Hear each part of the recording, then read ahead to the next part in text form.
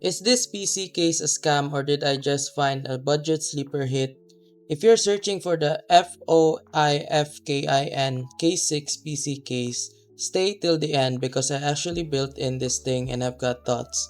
So first impression, I opened the box expecting okay-ish, and instead I got 6 pre-installed ARGB fans staring back at me like, bro, are you sure you paid the right amount? 3 120s, 3 140s, all PWM. That alone saves you time, wiring stress, and a mild mental breakdown.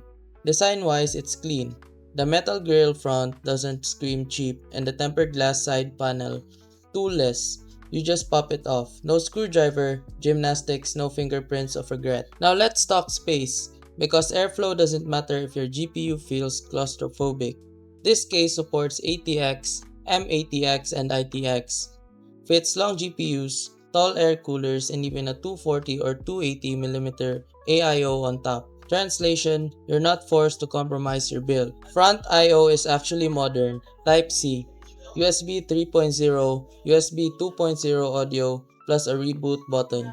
Small detail but huge quality of life upgrade. Cooling performance, with fan mounts basically everywhere, front, top, rear, bottom, thermals stay controlled even under load. No hot box vibes here.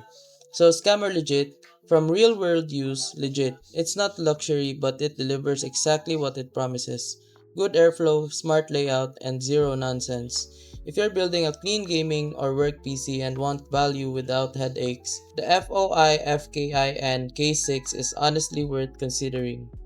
And yeah, your RGB loving friends will think you paid way more than you did. And remember, if this video helped you fix something or saved you from wasting money, here's an easy way to support the channel. You'll find an Amazon link in the description. Bookmark it and use it whenever you shop.